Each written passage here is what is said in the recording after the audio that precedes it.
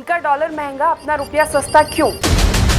क्या आपने कभी सोचा है कि जब हम अमेरिका से कुछ मंगवाते हैं या विदेश यात्रा की योजना बनाते हैं तो डॉलर नाम सुनते ही जेब हल्की क्यों लगने लगती है?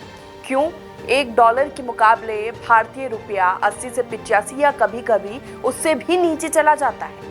क्या अमेरिका वाकई इतना अमीर है या हमारी अर्थव्यवस्था इतनी कमजोर? आज हम इस सवाल की तह में जाकर जानेंगे कि डॉलर महंगा और रुपया सस्ता क्यों है, इसके पीछे कौन से ऐतिहासिक, आर्थिक, वैश्विक और राजनीतिक कारण हैं, साथ ही इसका हमारी रोजमर्रा की और देश की अर्थव्यवस्था पर क्या असर पड़ता है।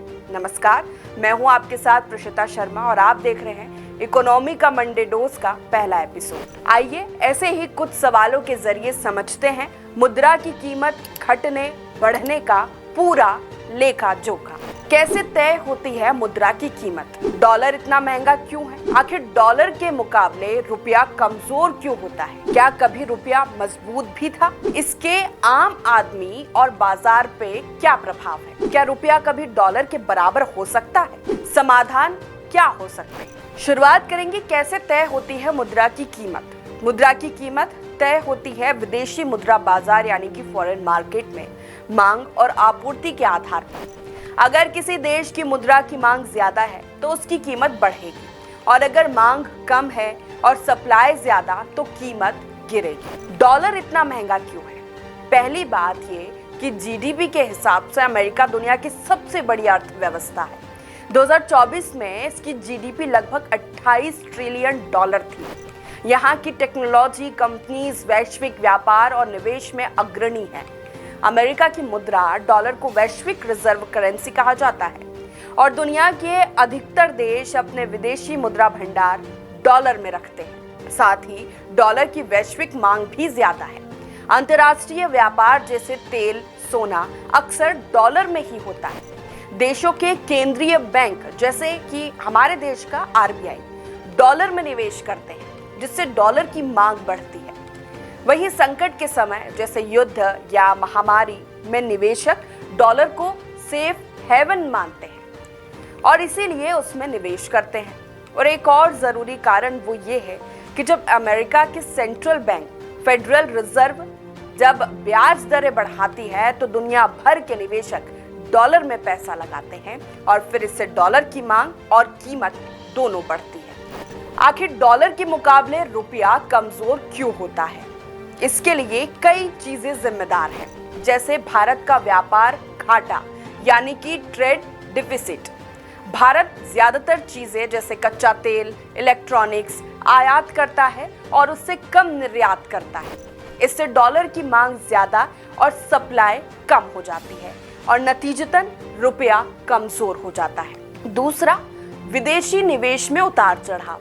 अगर विदेशी निवेशक फॉरेन इंस्टीट्यूशनल इन्वेस्टर्स भारत से पैसा निकालते हैं तो डॉलर की मांग बढ़ती है और रुपया गिरता है।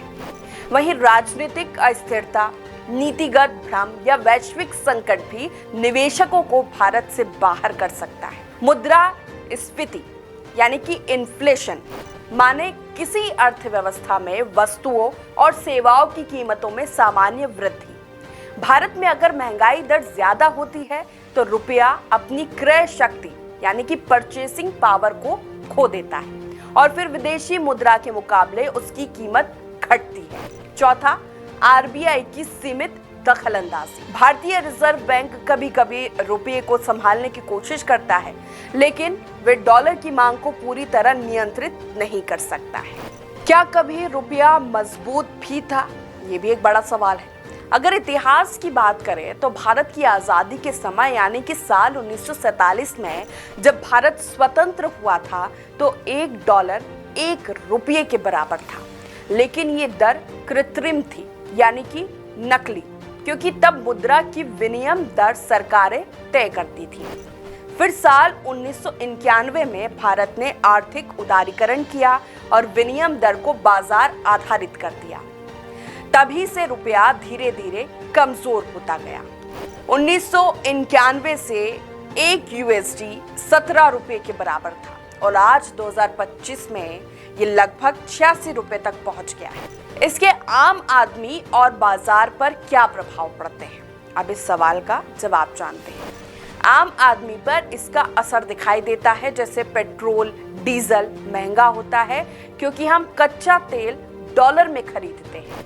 वहीं आयातित सामान जैसे कि मोबाइल, लैपटॉप, कार पार्ट्स भी महंगे हो जाते हैं। साथ ही विदेश यात्रा और उच्च शिक्षा भी महंगी हो जाती है। लेकिन इससे निर्यातकों को फायदा होता है, क्योंकि भारत से जो चीजें दूसरे देश निर्यात होती है उनकी कीमत डॉलर में तय होती है। रुपए की गिरावट से उन्हें ज्यादा कीमत मिलती है, इसीलिए इससे देश की कंपनियों को प्रतिस्पर्धात्मक लाभ मिलता है। क्या रुपया कभी डॉलर के बराबर हो सकता है?